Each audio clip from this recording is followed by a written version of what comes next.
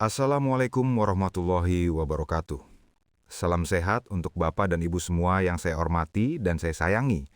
Semoga hari ini kita selalu diberi kesehatan, kekuatan, dan ketenangan hati. Bagaimana kabarnya hari ini, Bapak dan Ibu?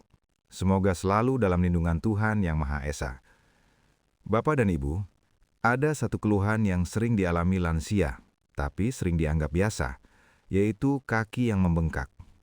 Awalnya hanya terasa sepatu sempit, kaki terasa berat, lalu lama-lama tampak jelas membesar, terutama di sore atau malam hari. Banyak yang berkata, mungkin cuma kecapean.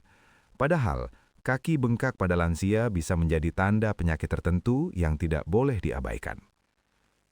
Perkenalkan, saya Dr. Andika Pratama SPPD, dokter spesialis penyakit dalam.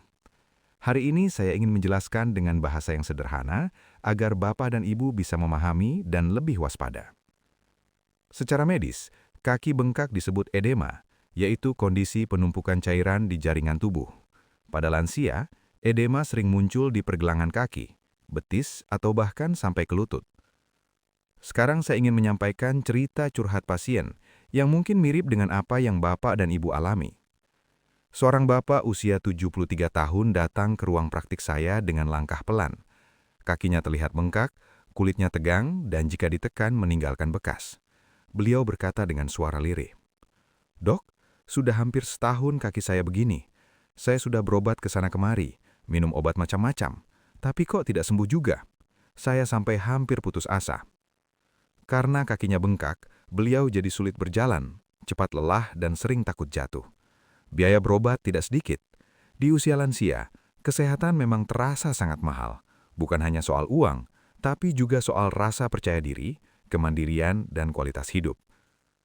Setelah kami periksa lebih dalam, ternyata kaki bengkak tersebut bukan satu penyebab saja. Pada lansia, kaki bengkak bisa menandakan beberapa kondisi seperti gangguan jantung, gangguan ginjal, masalah pembuluh darah, efek samping obat tertentu, kurang bergerak terlalu lama, konsumsi garam berlebihan.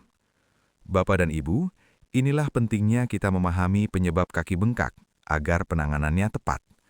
Jika disebabkan oleh jantung, biasanya bengkak disertai mudah sesak dan cepat lelah. Jika karena ginjal, bengkak bisa muncul di pagi hari dan disertai perubahan jumlah urin.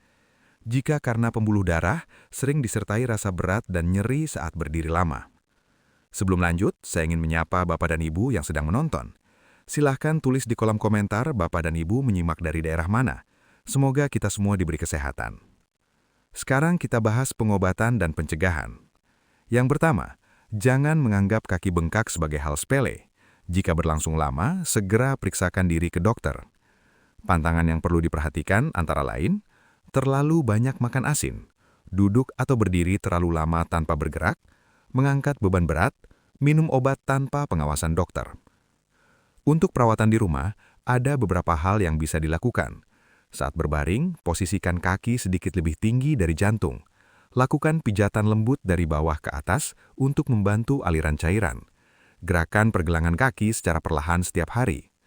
Selain pengobatan medis, pengobatan herbal sederhana juga bisa membantu sebagai pendukung. Rebusan daun seledri dalam jumlah wajar dapat membantu mengurangi penumpukan cairan. Air jahe hangat membantu melancarkan peredaran darah. Air rebusan kumis kucing bisa membantu fungsi ginjal asal tidak berlebihan. Namun saya tekankan, herbal bukan pengganti obat dokter, melainkan pendamping. Jika kaki bengkak disertai nyeri hebat, kulit kemerahan, sesak nafas, atau dada terasa berat, segera ke rumah sakit, jangan ditunda. Bapak dan Ibu yang saya hormati, usia senja memang penuh tantangan, tapi bukan berarti tanpa harapan.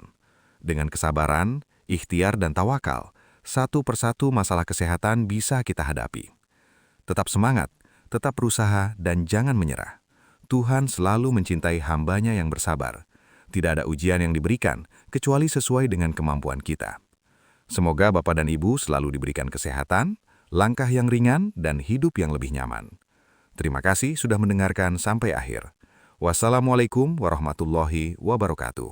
Salam sehat dan doa terbaik untuk kita semua.